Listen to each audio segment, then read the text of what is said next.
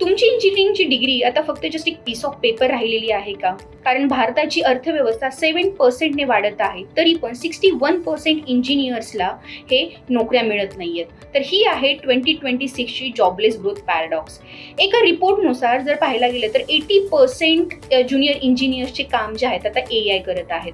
त्यामुळे कंपन्या ज्या आहेत आता AI वॉर खेळत आहेत. म्हणजेच AIचाच यूज करून कॅन्डिडेट्सला हे फिल्टर आउट करत आहेत आणि त्यांना सर्च करत आहेत. त्यामुळे ज्युनियर इंजिनियर्सचे जॉब जे आहेत ते कम्प्लिटली आता AI करत आहे.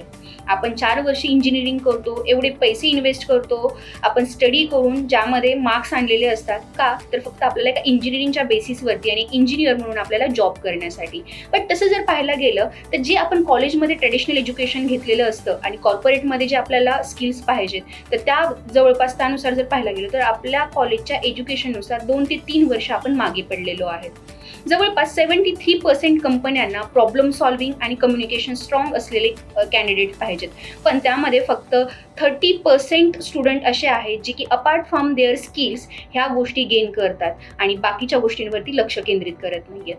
तर आता एक प्रश्न मला पडतो की जे कम्प्युटर सायन्स म्हणजे IT जे स्टुडंट असतात, IT फील्डशी बिलॉंग करतात, त्यातल्या 80% मुलांना हे नोकरी मिळते का? कारण ते AWS असेल, GitHub असेल किंवा एवढंच नाही आहे तर प्रॉम्प्ट इंजिनिअरिंग आहे, यासारख्या स्किल्स गेन करून ते IT क्षेत्रामध्ये त्यांचं पुढचं पाऊल उचलतात आणि त्यामध्ये त्यांना जॉब मिळण्याची शक्यता असते. मग एक सिव्हिल इंजिनियर, मेकॅनिकल आणि इलेक्ट्रिकल इंजिनियर्स का मागे पडलं पाहिजे? तर त्यांच्यासाठी पण ही गोल्डन अपॉर्च्युनिटी आहे. कारण इंडस्ट्रीला पाहिजेत असे कॅन्डिडेट जे त्यांना कंपन्यांना जास्तीत जास्त रेव्हेन्यू जनरेट करून देतील आणि कमी वेळामध्ये त्यांचे प्रोजेक्ट्स हे सॉल्व्ह करून देतील. त्यामुळे प्रत्येक सिव्हिल इंजिनियरला हे BIMचं नॉलेज आत्ताच्या सध्याच्या टेक्नॉलॉजीनुसार असणं इम्पॉर्टंट आहे. प्रत्येक मेकॅनिकल इंजिनियरला हे प्रोडक्ट डिझायनिंगचं नॉलेज असणं इम्पॉर्टंट आहे. प्रत्येक इलेक्ट्रिकल इंजिनियरला सध्या ऑटोमेशनमध्ये तो मास्टर असणं इम्पॉर्टंट आहे. त्यामुळे रेविट असेल, PLC SCADA असेल, सॉलिडवर्क्स असेल, KTIA असेल, क्रिओ असेल, तर यासारख्या स्किल्स तुम्ही जर गेन केलात तर कदाचित एक दिवस इंडस्ट्री जे आहे ते तुम्हाला जॉबची ऑपॉर्च्युनिटी ओपन करेल आणि त्या ठिकाणी तुम्हाला चांगलं कॉन्ट्रीब्युशन करता येतील आणि हाय सॅलरीचे पॅकेज हे मिळवता येतील.